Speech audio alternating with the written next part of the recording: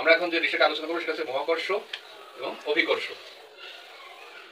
এই দুইটা বিষয়ে আমাদের ধারণা থাকা অবশ্যই দরকার। এখান থেকে অনেক ধরনের প্রশ্ন বিভিন্ন পরীক্ষায় হয়ে থাকে। আমরা এখান থেকে বেসিক যে ধারণাগুলো আমরা আজকে নিব, যাতে আমাদের সহজে আমরা প্রশ্নগুলোর আনসার করতে পারি। মহাকর্ষ আসলে কি, মহাকর্ষ এবং অভিকর্ষ কি? মহাকর্ষ মহাবিশ্বের একটা ধারণা নেওয়া।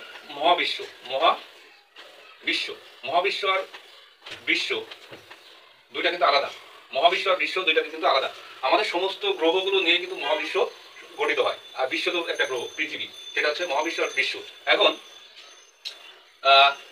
মহাবিশ্বের মধ্যে যে কোনো দুইটি বস্তুর মধ্যে যে আকর্ষণ, সেটাকে মহাকর্ষ বলা হয়। মহাবিশ্বের মধ্যে যে কোনো দুইটি বস্তুর মধ্যে যে আকর্ষণ, তাকে আমরা সাধারণত কি বলতে পারি? মহাকর্ষ বলতে পারি। আর অভিকর্ষ হবে একটা পৃথিবী হতে পারে। অভিকর্ষ হবে মহাবিশ্বের ভিতরে পৃথিবী এবং অন্য আরেকটি বস্তুর মধ্যে যে আকর্ষণ, সেটাকে আমরা সাধারণত বলতে পারি কি? অভিকর্ষ। মহাকর্ষ এবং অভিকর্ষ সম্পর্কে আমরা সহজে ধারণা লাভ করলাম। এখন অভিকর্ষ ত্বরণ কি? ভূপৃষ্ঠে উন্মুক্তভাবে পড়ন্ত কোনো বস্তুর বেগ বৃদ্ধির হারকে সাধারণত অভিকর্ষ ত্বরণ বলা হয়। অভিকর্ষ ত্বরণ বলা হয়। ভূপৃষ্ঠে উন্মুক্তভাবে কোনো বস্তুর বেগ বৃদ্ধির হারকে সাধারণত কি বলা হবে? অভিকর্ষ ত্বরণ বলা হয়। এই ত্বরণ সাধারণত অভিকর্ষ ত্বরণের আদর্শ মান, অভিকর্ষ ত্বরণের আদর্শ মান ধরা হয় কত? 9.8 মিটার পার সেকেন্ড। আদর্শ মান ধরা হয় কত? 9.8 মিটার পার সেকেন্ড।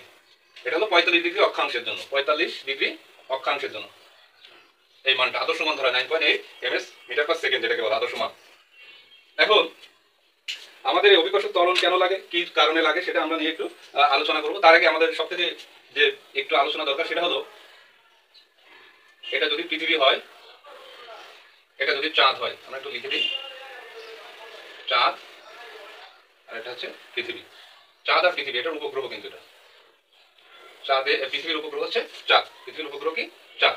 এখন আমাদের অনেকেরই ধারণা হলো যে আমরা পৃথিবী কোথায় বাস করি। এটা যদি একটা পৃথিবী হয়, তাহলে মানুষ বা প্রাণীরা, আমরা যারা আছি, তারা কোথায় বাস করে, এটা অবশ্যই আমরা জানি, আবার অনেকে জানি না। আজকে আমরা শুনবো খুব ইন্টারেস্টিং একটা বিষয়। আমরা কিন্তু এই পৃথিবীর ভিতরে বাস করি না, আমরা সাধারণত পৃথিবীর পৃষ্ঠে বসবাস করি।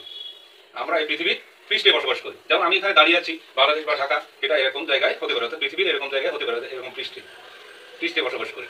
ভিতরে কিন্তু আমরা বসবাস করি না। ভিতরে কোথায়? পৃথিবীর ভিতরে হচ্ছে মাটির নিচে। পৃথিবীর ভিতরটা কোথায়? মাটির নিচে এবং উপরে।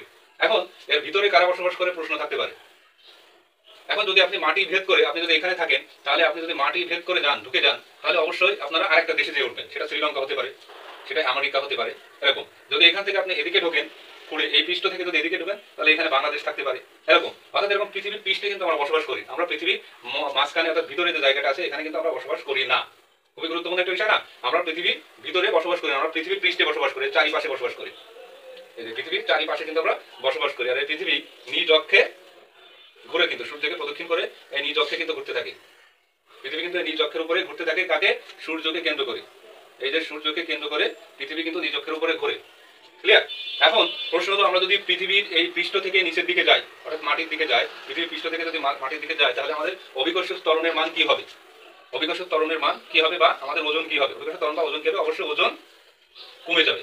আমরা মাথায় রাখি, যখন ভূপৃষ্ঠ থেকে মাটির নিচে চলে যাব, তখন আমাদের ওজন কমে যাবে বা অভিকর্ষ ত্বরণ এর মান কমে যাবে। আবার যখন আমরা পৃথিবী থেকে উপরের দিকে যাব, তখন আমাদের কি হবে? ওজন কমে যাবে। তখন কি হবে? কমে যাবে, অভিকর্ষ ত্বরণও কমে যাবে। তাহলে এখান থেকে গুরুত্বপূর্ণ প্রশ্ন বিভিন্ন পরীক্ষায় এসে থাকে যে আমরা যখন ভূপৃষ্ঠের নিচের দিকে যাব, তখন অভিকর্ষ ত্বরণ বা ওজন কি হবে, বা আমরা যখন উপরের দিকে উঠবো, পৃথিবী থেকে উপরের দিকে উঠবো, তখন কি হবে? ওজন কমে যাবে। খুবই গুরুত্বপূর্ণ একটা টপিক আমরা এখান থেকে শিখলাম। এখন প্রশ্ন হতে পারে যে কোনো ব্যক্তি ভূপৃষ্ঠে যদি তার ভর, ধরেন কোন একটা পোষা কুকুরের ভূপৃষ্ঠে, অর্থাৎ আমরা যেখানে আছি, ভূপৃষ্ঠে তার ভর হচ্ছে, ভূপৃষ্ঠে তার ভর কত? মনে করেন হচ্ছে 30 কেজি। 30 কেজি ভূপৃষ্ঠে তার ভর কত? 30 কেজি। ভূপৃষ্ঠে তার ভর 30 কেজি হয়, তাহলে চাঁদে তার ওজন কত? এরকম প্রশ্ন আসে, ওজন কত? বলছে কোন কুকুরের ভূপৃষ্ঠে ভর যদি 30 কেজি হয়, তাহলে তার চাঁদে ওজন কত? এটাই যদি অঙ্ক আসে, তাহলে যেহেতু ভূপৃষ্ঠে তার ভর কত? 30 কেজি, তাহলে চাঁদে কি হবে? চাঁদে অবশ্যই পরিবর্তন হবে। আমরা বলছিলাম যে পৃথিবী থেকে যতই উপরে যাবে, ততই তার ওজন কমে যাবে। তাহলে এখন আমরা একটা সূত্র জানি, যদি ওজন W = mg। ওজন W = কত? mg। এমটা হচ্ছে ভর। ভর আছে কত? ভর আছে 30 কেজি গুণ জি এর মান কত? যেহেতু চাঁদে জি এর মান হবে আমাদের কম, এখানে কম হবে, জি এর মান দিয়ে আমরা কি করে দেবো, গুণ করে দেবো, দিলে আমরা অ্যান্সার পেয়ে যাবো, সেটা কমে যাবে। দেখো ওজনটা কমে যাবে। আমরা সহজ তাহলে লিখতে পারি কি যে ভূপৃষ্ঠ থেকে আমরা যত উপরে উঠবো ততই আমাদের ওজনটা কমে যাবে, আবার যত নিচে যাব ততই কিন্তু আমাদের ওজনটা কমে যাবে। আমরা জি এর মান জানা থাকলে আমরা সহজে সেটা বের করতে পারি। আর জি এর মানটাও কিন্তু কমে যায়, যত উপরে উঠবো তত জি এর মান কমে যাবে, কারণ জি এর মান পরিবর্তন যোগ্য। এজন্য আবার যদি বলে ভূপৃষ্ঠে এই কুকুরের ওজন, দেখালো ভূপৃষ্ঠে কুকুরের ওজন 50 কেজি হলে তার ভূপৃষ্ঠে 50 কেজি হলে তার পৃথিবীতে ভর কত, পৃথিবীতে তার ভর কত, এরকম আসতে পারে। ওজন 50 কেজি হলে পৃথিবীতে তার ভর কত। এখানে যদি 50 কেজি হয় ভর, তাহলে পৃথিবীতে তার ভর কত, বা পৃথিবী পৃষ্ঠে তার ভর কত, 50 কেজি হবে। কত হবে? 50 কেজি হবে, কারণ পরিবর্তন হবে না, ভর পরিবর্তন না, ভর কখনো পরিবর্তন হয় না, ভর কখনো পরিবর্তন হয় না। আমরা আগেও দেখেছি যে ভর পরিবর্তন হয়নি, ভর সবসময় একই থাকবে। যদি কোনো ব্যক্তির ওজন পৃথিবীতে 60 কেজি হয়, তাহলে আকাশে অর্থাৎ চাঁদেও তার ভর হবে 60 কেজি। ক্লিয়ার? ভর একই থাকবে, ভর একই থাকবে, ওজন কমে যাবে, ভর একই থাকবে, ওজন কমে যাবে। এখানে ভর নিয়ে অনেকের সমস্যা থাকতে পারে।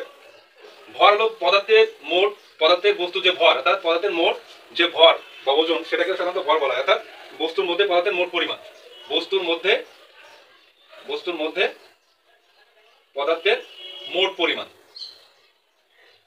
পরিমাণ কিন্তু ভর। এটাকে এম দিয়ে প্রকাশ করা হয়। এম মানে হচ্ছে ম্যাস এম দিয়ে প্রকাশ করা হয়ে থাকে। তাহলে বস্তুর মধ্যে পদার্থের মোট পরিমাণকে সাধারণত ভর বলা হয়। তাহলে ভর সব জায়গায় একই থাকবে, আমরা মাথায় রাখি এটা যে ভর সবসময় একই থাকবে, ওজন ভিন্ন হবে। ভর চাঁদে গেলেও একই হবে, ভূপৃষ্ঠের নিচে গেলেও একই হবে, ভূপৃষ্ঠে থাকলেও ভর একই হবে, বাট ওজন পরিবর্তনযোগ্য।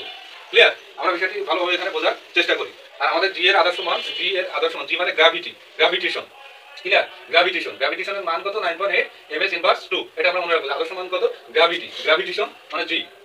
এরপরে আমাদের আরো সবথেকে গুরুত্বপূর্ণ যে বিষয়গুলো আসে, আমাদের যে পৃথিবীর মেরু অঞ্চলে কিন্তু জি এর মান সর্বোচ্চ, মেরু অঞ্চলে আমাদের জি এর মান হবে সর্বোচ্চ। মেরু অঞ্চলে জি এর মান কত হবে? সর্বোচ্চ। এটা খুব গুরুত্বপূর্ণ, এটা কিন্তু আমাদের বিভিন্ন পরীক্ষায় এসে থাকে যে মেরু অঞ্চলে জি এর মান কিন্তু সর্বোচ্চ, এটা আমরা মাথায় রাখবো। আর নিরীক্ষ অঞ্চলে কিন্তু, নিরীক্ষ বা বিষুবরেখা অঞ্চল, নিরীক্ষ অঞ্চলে সাধারণত জি এর মান কত হবে? সর্বনিম্ন। জি এর মান সর্বনিম্ন, আর এদিকে সর্বোচ্চ। এটা আমরা খুবই গুরুত্বপূর্ণ মাথায় রাখবো। আর হচ্ছে কেন্দ্রে কত? জি এর মান কেন্দ্রে কত হয়? 0 হয়। কেন্দ্রে কত হয়? 0 হয়, এটা মাথায় রাখবো। পৃথিবীর কেন্দ্রে জি এর মান কত? 0। পৃথিবীর কেন্দ্রে জি এর মান 0, এটা আমরা খুবই মাথায় রাখবো, তাহলে আমরা সহজে অঙ্কটি করতে পারবো।